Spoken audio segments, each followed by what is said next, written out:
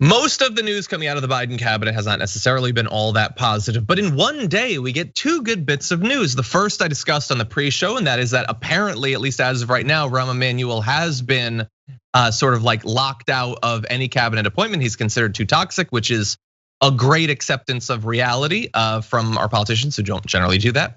The second is that for the Department of Interior, one of the people that progressives have been pushing the most for, Deb Haaland, is apparently going to lead that department. And Deb Haaland greeted this news with a tweet saying, "A voice like mine has never been a cabinet secretary or at the head of the Department of Interior. Growing up in my mother's Pueblo household made me fierce. I'll be fierce for all of us, our planet, and all of our protected land. I'm honored and ready to serve." If confirmed, Haaland, a member of the Laguna Pueblo in New Mexico, would be the country's first Native American cabinet secretary. Fittingly, she'd do so as head of the agency responsible for not only managing the nation's public lands, but also honoring its treaties with the indigenous people from whom those lands were taken. So this is great. We've been wondering if this is going to happen. The entire time it seemed to me like it would really be a needless snub to not go with Deb Haaland for this position, considering how uniform most progressive activists and voices have been about her for the position. There not being any other really high profile alternatives that centrists are super passionate about.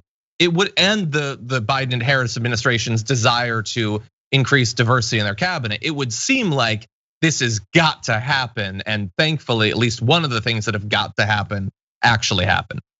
Yeah, I think that's great. And so, I mean, there was this one moment on the town hall with Jake Tapper and in the Biden-Harris where they were asked point blank, like, are there progressives in your cabinet? Are there people in your cabinet that progressives would be happy with?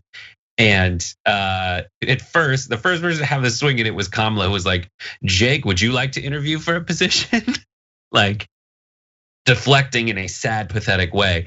And Biden, to his credit, said he pointed out, I forget who he pointed out, but he also then said, "We're not done yet. We're not done yet." And in the meantime, the following has happened. I'm not saying these are huge wins, but the following has happened. Deb Haaland is in there. Javier Becerra, on paper, has advocated for Medicare for all and will continue to do so into the future ostensibly. And if he doesn't, we'll hold him accountable. That has happened.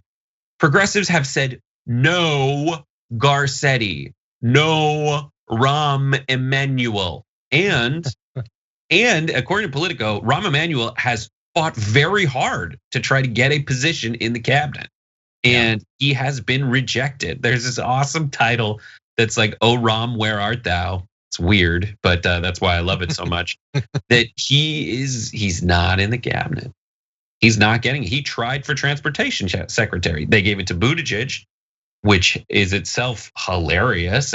But in the meantime, it's not like there's nothing to point to, and that's good. Is that enough? No. Will we continue to fight? Yes. But it is nice to say that, like, take a moment and say these things are positive developments, and at least you don't feel like you're fighting this completely useless war that isn't going anywhere.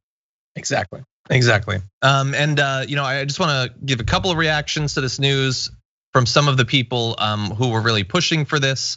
So first of all, Executive Director of Sunrise Movement, Varshini Prakash, says, "I am so elated. Our movement just won Deb for Interior. This will be the first time an indigenous person and a badass climate champion woman at that will hold any presidential cabinet position. Congratulations to Joe Biden for making history." And Representative Alexandria Ocasio-Cortez says this is a big deal. Historic appointment, a visionary Native woman in charge of federal lands, unequivocally progressive, Green New Deal champion, exquisitely experienced. You're gonna do such a great job. That is great news. It's obviously most news seems to be bad, and we spend a lot of our time trying to make sure that people know about it. But some things are good, and we need to take time so that we don't burn ourselves out and lose total faith in the system.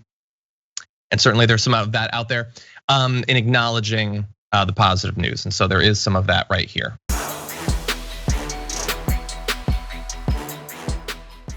Check out the Damage Report podcast each day, wherever you get your podcasts, whether Pocket Casts or Stitcher or iTunes.